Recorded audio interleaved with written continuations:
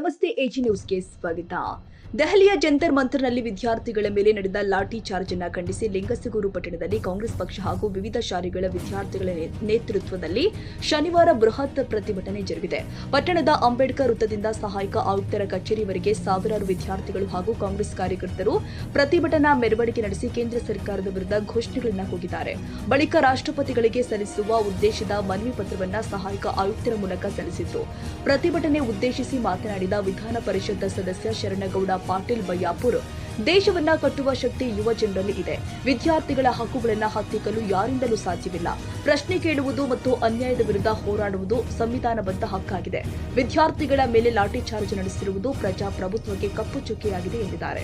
Neat ಪರೀಕ್ಷೆಗೆ ಸಂಬಂಧಿಸಿದ ವಿವಾದದ ಹಿನ್ನೆಲೆ ಪ್ರತಿಭಟನೆ ಮಾಡ್ತಾ ಇದ್ದ ವಿದ್ಯಾರ್ಥಿಗಳ ಮೇಲೆ ಬಲ ಪ್ರಯೋಗ ನಡೆಸಿರುವುದು ಖಂಡನೀಯ. ಕೇಂದ್ರ ಶಿಕ್ಷಣ ಸಚಿವ ಧರ್ಮೇಂದ್ರ ಪ್ರಧಾನ್ ನೈತಿಕ ಹೊಣೆ ಹೊತ್ತು ರಾಜೀನಾಮೆ ಕೊಡಬೇಕು ಅಂತ ಆಗ್ರಹ ಮಾಡಿದ್ದಾರೆ.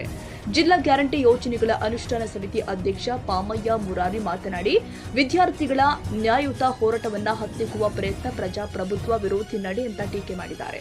ಕೇಂದ್ರ ಸರ್ಕಾರ ವಿದ್ಯಾರ್ಥಿಗಳ ಭಾವನೆಗಳಿಗೆ ಸ್ಪಂದಿಸಿ ಘಟನೆಯ ಕುರಿತು ದೇಶದ ಜನತೆ ಹಾಗೂ ವಿದ್ಯಾರ್ಥಿಗಳ ಕ್ಷಮೆ ಯಾಚಿಸಬೇಕು ಎಂದು ಒತ್ತಾಯಿಸಿದರು. ಕೊಡೋದಿರ್ಬೋದು, ಬಹಳ ಇದು ಒಪ್ಪಿಗೆನಕ್ಕೇನು ಅವ್ರಿಗೆ ಬಹಳ ಕಷ್ಟದಾಯಕದ ಕೆಲಸ ಅಲ್ಲ.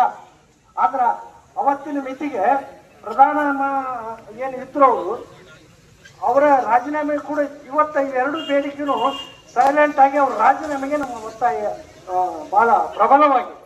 ಯಾಕಂತ ಕೇಳಿದ್ರ, ನಮ್ಮ ಕಾಂಗ್ರೆಸ್ ಪಕ್ಷವು ಜಂತರ್ ಮಂತರ್ನಲ್ಲಿ ಅವರಲ್ಲಿ ಜೊತೆಗೋಗಿ ಭಾಗಿಯಾಗಿದ್ದಿಲ್ಲ. 20ನೇ ತಾರೀಕಿಗೆ ಕರೆ ಕೊಟ್ಟಾಗ ಸೋನಮ್ ಅವರು ಕೇಂದ್ರ ಸರ್ಕಾರ ಎಚ್ಚೆತ್ತುಕೊಳ್ಬೇಕಂತ, ನಾವು ಸಂಸತ್ ಭವನಕ್ಕೆ ಬರ್ತೀವಿ, ನಮ್ಮನ್ನು ಅವ್ರು ಏನು ಮಾತಾಡಿಸಿಲ್ಲ, ನಾವು ಬರ್ತೀವಿ ಅಂತ ಹೇಳಿದಾಗ ಅದಕ್ಕೆ ಅವರು ಕ್ರಮ ತಗೋಬೇಕಾಗಿತ್ತು. ಸಂಸತ್ತಿಗೆ ಹೊಂಟರು ಇವರು ಎಲ್ಲ ವಿದ್ಯಾರ್ಥಿಗಳು. ಹೊಂಟಾಗ ಏಕಾಏಕಿ ಅವ್ರ ಮೇಲೆ ಲಾಠಿ ಚಾರ್ಜು ಹಸಿರುವಾಯು ಪ್ರಯೋಗ ಮಾಡಿದಾಗ ನಮ್ಮ ಜವಾಬ್ದಾರಿ.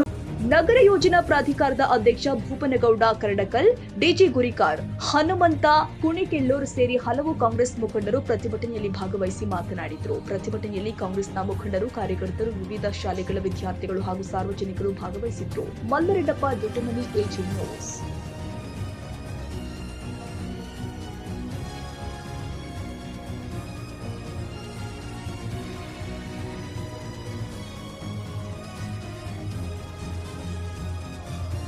ಕನ್ನಡಿಗರ ಮೆಚ್ಚಿನ ನಿಮ್ಮ ಎಜೆ 24/7 ನ್ಯೂಸ್ ಕನ್ನಡ ವಾಹಿನಿ ಇದೀಗ ಟಿವಿಯಲ್ಲಿ ಲಭ್ಯ.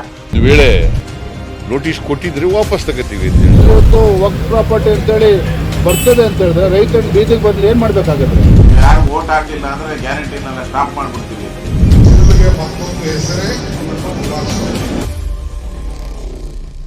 ಕರ್ನಾಟಕ ಮತ್ತು ದೇಶ ವಿದೇಶ 360 ಡಿಗ್ರಿ ಸುದ್ದಿ ಹಾಗೂ ಉತ್ತರ ಕರ್ನಾಟಕ, ಬೆಳಗಾವಿ, ಬಾಗಲಕೋಟೆ, ಧಾರವಾಡ, ಹಾವೇರಿ, ಗದಗ, ಬಿಜಾಪುರ ಜಿಲ್ಲೆಯ ಕ್ಷಣ ಕ್ಷಣದ ವಿವರವನ್ನ ಪಡೆಯುವುದಕ್ಕೆ ಎಜೆ 24/7 ನ್ಯೂಸ್ ಕನ್ನಡ ವಾಹಿನಿಯನ್ನ ಲೈಕ್ ಮಾಡಿ, ವಿಡಿಯೋಗಳನ್ನ ಶೇರ್ ಮಾಡಿ, ಕಮೆಂಟ್ ಮಾಡುವ ಮೂಲಕ ನಮ್ಮ ವಾಹಿನಿಗೆ ಸಹಕಾರ ನೀಡಿ ಮತ್ತು ಚಾನೆಲ್ ಅನ್ನ ಸಬ್ಸ್ಕ್ರೈಬ್ ಮಾಡಿ. ಧನ್ಯವಾದಗಳು.